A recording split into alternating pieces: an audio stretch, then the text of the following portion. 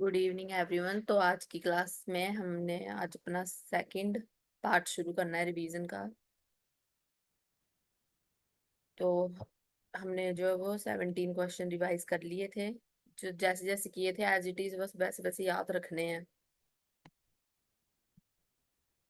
तो 18th number का question है, विशेषात अति तीक्ष्णम दीर्घ कालम स्थितम मध्यम। ये किसके लिए कहा गया? तो ये कफ प्रकोप, ये चिकित्सा बताई गई है किसकी? कफ प्रकोप की।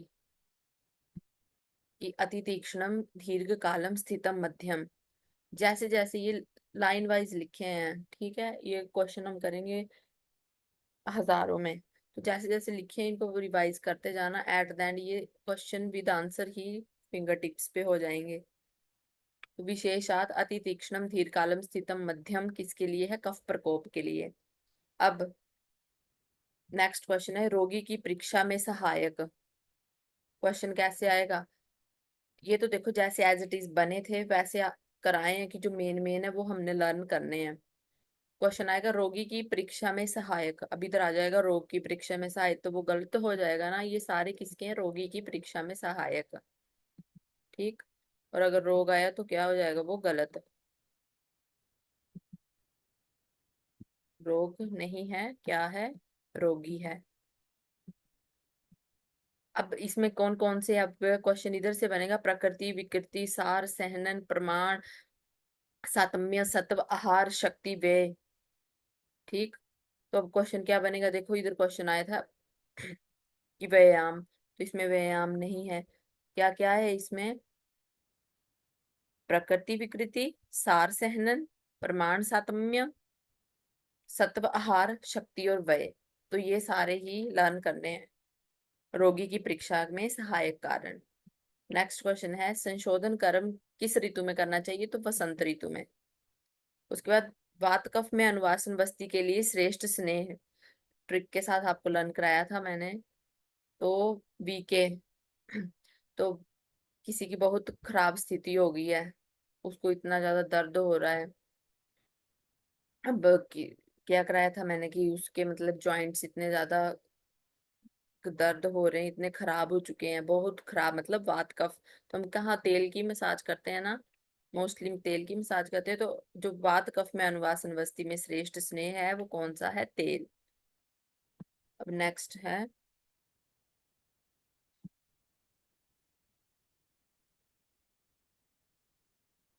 चिकित्सक द्वारा होने वाले पूर्व रूप को देखकर जो चिकित्सा की जाती है उसको क्या कहते हैं?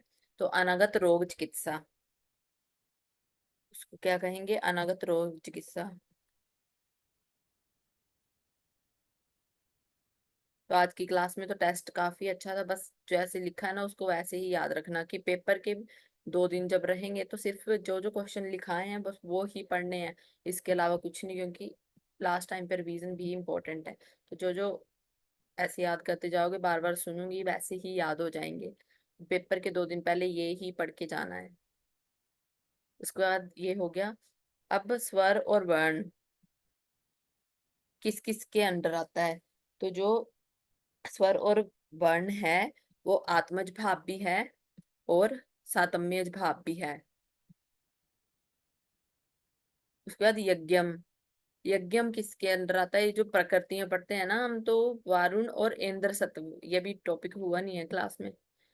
पर यज्ञम किस में आता है? वारुणम और इंद्र सत्व। इधर से याद कर लेना, फिर जब थ्योरी करेंगे तो देखो हेल्प हो जाएगी ना उसमें, और वो याद करने में भी कोई दिक्कत नहीं आएगी। तो साथ साथ में क्वेश्चन भी करते चलेंगे जो इम्पोर्टेंट है, और जो इनके आसपास का पड़ा है वो भी ऐड ऑन कर लेना। बाकी मैंने सब लिख दिया है इसमें। उसके बाद दुख का हेतु प्रवृत्ति है, सुख का हेतु निवृत्ति है, इस ज्ञान का क्या कारण है? हाँ तो ठीक है, जो दुख का हेतु प्रवृत्ति है और सुख क्या है? निवृत्ति। सारे कामों से हम निवृत्त हो जाएं तो मतलब सुख की प्राप्ति होगी, तो वो सत्य ज्ञान है। उसके बाद स्थूल और सूक्ष्म स्रोतस विपक विभक्त शब्द और स्त्रोतम कौन से तत्व में सम्मिलित हैं? तो ये किसमें है? मतलब स्थूल सूक्ष्म स्रोत विभक्त, ये किसमें है? तो अंतरिक्ष तत्व, मतलब जो आकाश है, आकाशीय तत्व उसमें सम्मिलित हैं।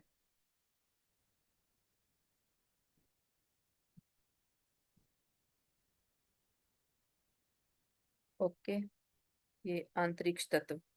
उसके बाद क्षीर विशोधनार्थ।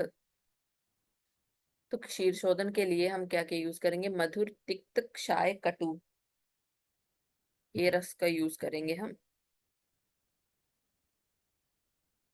मधुर, अम्ल, लवण, तिक्त, कटु, क्षाय होता है ना, तो मधुर कर लिया ऊपर का, फिर नीचे के तीन। उसके बाद निम्न में से अरिष्ट लक्षण है। तो ये क्वेश्चन आया था, ये सारे ही क्या है? अरिष्ट लक्षण है। दंत का पुष्प आकृति चिन्ह होना, इंद्रिय स्थान में पढ़ेंगे ये हम, अभी इंद्रिय स्थान हुआ नहीं है ना। तो दंत पर कीचड़ का आवरण सा होना, दंत पर चूर्ण जैसा द्रव्य होना, ये सारे अरिष्ट लक्षण है, ये नॉर्मल है, कुछ खास नहीं है। उसके बाद नेक्स्ट है,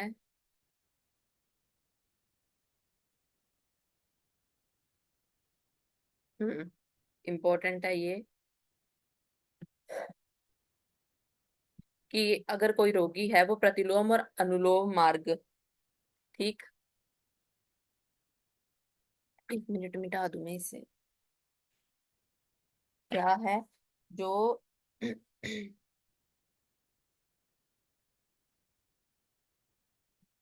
यदि रोगी प्रतिलोम अनुलोम मार्ग, ठीक है, ग्रहिणी रोग से प्रभावित हो जाए तो उसका जीवन कितने दिन तक का होता है? तो उसका जीवन कितने दिन का तक होता है? 15 डेज। वो कितने दिन, इस अरिष्ट चैप्टर से, इंद्रिय स्थान से क्वेश्चन आया है। अब देखो इधर है 15, ठीक,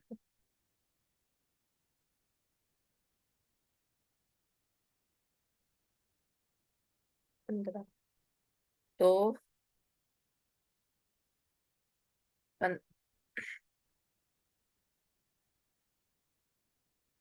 30 होते हैं ना। तो चाहे इधर से शुरुआत करो, 15 + 15 करो, चाहे इधर से शुरुआत करो, चाहे अनुलोम से शुरुआत करो, चाहे प्रतिलोम से शुरुआत करो, आना क्या है? 30। तो मतलब अनुलोम और प्रतिलोम मार्ग, ठीक, में रोग हो, या तो गृहिणी रोग से प्रभावित हो, तो वो कितने दिन के अंदर मर जाएगा? 15 दिन के अंदर। अब नेक्स्ट,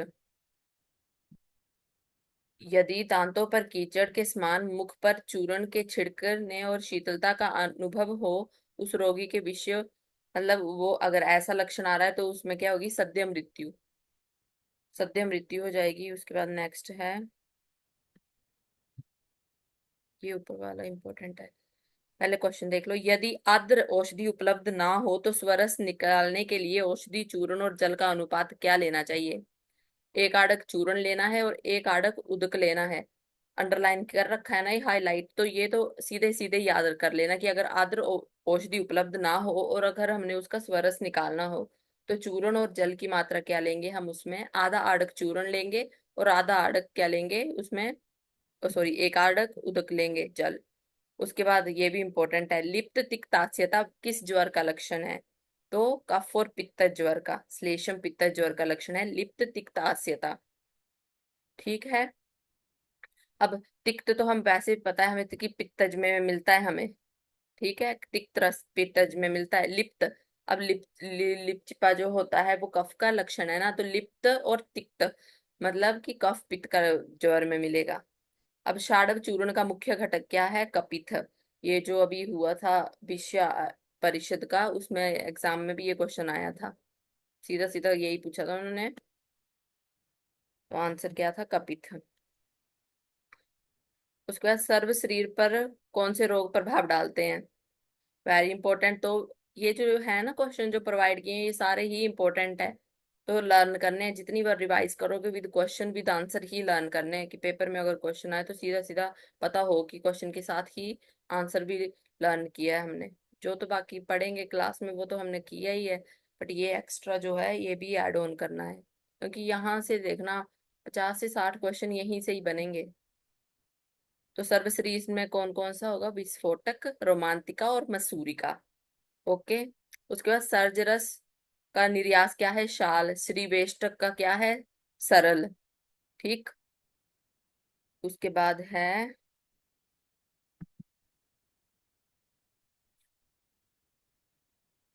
अकस्मात उष्णम सीतार अर्थो बहुभाषी दुर्बल कृच्छ। हाँ, तो अब हमें श्लोक का पता नहीं था, बट हमने बहुभाषी पढ़ा था कि किस किस में मिलता है। एक बाल रोग है, उसमें भी पढ़ा था। ठीक। कौन सा ग्रह है, उसमें भी पढ़ा था हमने। तो क्षयज काश में मिलता है, और जो मैंने बताया था ना वो ऐड कर लेना। ठीक, किस किस में पढ़ा था हमने। उसके बाद है मुखमंडिका में भी पढ़ा था। और भी तीन चार चार चीजें लिखाई थी। नेक्स्ट है प्रवाहिका लक्षण ऑफ, इसका है तो कफज अतिसार में हमें प्रवाहिका लक्षण मिलता है।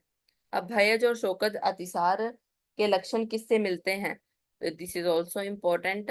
तो वातज अतिसार के समान क्या है, भयज और शोकज अतिसार के लक्षण मिलते हैं। क्वेश्चन में वातज दिया होगा, पित्तज दिया होगा, सन्निपातज दिया होगा, तो आंसर क्या लगेगा, वातज अतिसार। ओके। उसके बाद पिच्छा बस्ती ओनली यूज इन पित्त और रक्त अतिसार नोट इन, हाँ। तो अब पूछेंगे कि पिच्छा बस्ती का किस में प्रयोग नहीं किया जाता, तो वहां होगा वात पित्त कफ रक्त, ऑल ऑफ द अबव, सभी में करते हैं सभी। तो हम क्या लगाएंगे कि पिच्छा बस्ती तो अतिसार में होता है, ये तो सभी में करते होंगे। तो मोस्टली जो है वो पित्तज और रक्तज अतिसार में बोला है, वातज अतिसार में नहीं बोला। अब तृष्णा के लिए कौन सा जल श्रेष्ठ है, तो इंद्र जल प्लस मधु। अब ऐसा ही क्वेश्चन जो अभी विषय परिषद का पेपर हुआ था उसमें आया था। उसमें स्नान के बाद, तृष्णा के बाद अगर स्नान करें तो किसका प्रयोग करते हैं। अगर अगर थके हैं, उसके बाद मतलब तृष्णा हमें थकने के बाद लगती है तो किसका प्रयोग करते हैं। ओके। तो डायरेक्ट बस यहाँ से याद करते चलना। अब उसके बाद है,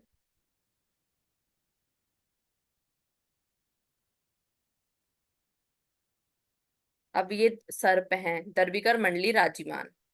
तो इनमें पूछा तो किसका था, एक का मंडली का पूछा था कि कौन सा इसमें क्या है, कौन सा रस होता है। तो ऐसे पहले दर्विकर मंडली राजीमान लिखेंगे, उसके बाद क्या करेंगे, पेन ले लूं। देखो मधुर अमल लवण होता है, तो नीचे से चलेंगे, मधुर अमल और कटुरस कर लेना। मधुर अमल और कटुरस। ठीक। ऊपर वाले का याद करते रहना। दर्भिकर है मतलब वातज गुण है, तो रूक्ष गुण होता है। पित्त, पित्त इसमें पित्त होता है, इसमें कफ होता है। तो वात में रूक्ष, फिर पित्त में उष्ण, और कफ में शीत वीर्य। ठीक है, इनके दोष क्या होते हैं, वात पित्त और कफ। रस तो कर लिया, मधुर अमल लवण, लवण नहीं, मधुर अमल और क्या है, कटु। तो शीत उष्ण और रूक्ष, ये इनके जो दोष हैं उसके अकॉर्डिंग आ जाएगा। अब गर्विश में वमनार्थ, ये एमडी 2023 का क्वेश्चन है।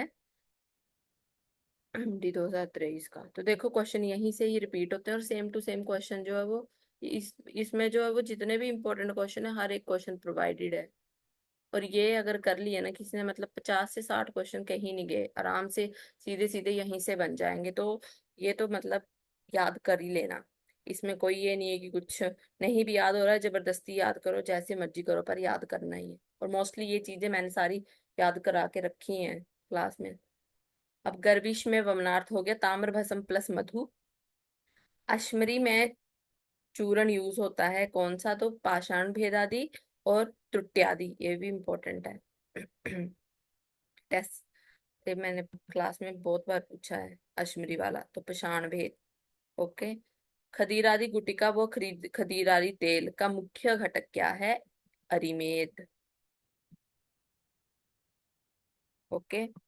उसके बाद है शीत स्पर्शम न वेति च, ये किसका लक्षण है, मतलब शीत का भी स्पर्श नहीं होना, तो उरु स्तंभ का लक्षण है। ओके। नेक्स्ट है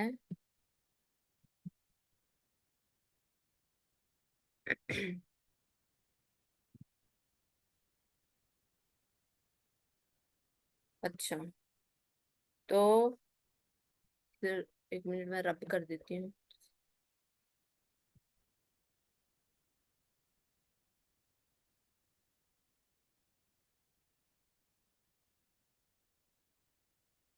तो इधर था गात्र, गात्र स्फुटन, भंजन और संधि स्फुटन।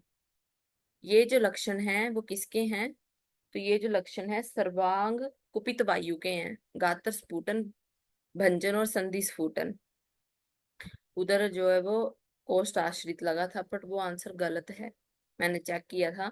तो ये किसके हैं, सर्वांग कुपित वायु के। ये जो लिखे हैं ना इधर, ये हैं कोष्ठ आश्रित वायु के, कि दुष्टे निर्गह मूत्र वर्चो बृहन हृदय गुलमर्श पार्श्व शूल। और ये इस बार क्वेश्चन आया भी था, MD 24 का क्वेश्चन है ये। मैच द फॉलोइंग में आए थे, आमाशयगत बात, कोष्ठ आश्रित बात, उसमें क्वेश्चन था ये। ओके। उसके बाद भुक्तस्य स्तब्ध। तब ये कोई नहीं सोचेगा कि ये रक्तगत वात का होगा, कोई पुरीश लगा देगा, पुरीशगत वात है, मूत्रगत वात, अनवह, स्त्रोतस, कुछ भी, पर रक्तगत का ये किसका है, रक्तगत वात का, याद रखना। भुक्तस्य सुनूंगी मैं कल, अच्छे से कर लेना। तो रक्तगत वात, भुक्तस्य स्तब्ध। ओके। अब है अस्वपन। अस्वपन किस वात में मिलता है हमें, अस्थि मज्जागत वात। और इनका अलग अलग से भी लक्षण पढ़ाया था, अस्थि और मज्जा का। एक में हाथ में, दोनों में दबाने से जो है वो आनंद की प्राप्ति होती है, बट एक में हाथ से दबाने से होती है, और एक में बिना हाथ से दबाए। एक में हाथ, हाथ का वर्ड यूज किया गया है, तो वो देख के बताना मुझे किस में है। ओके, तो 50 क्वेश्चन कर लिए आज हमने। ठीक है।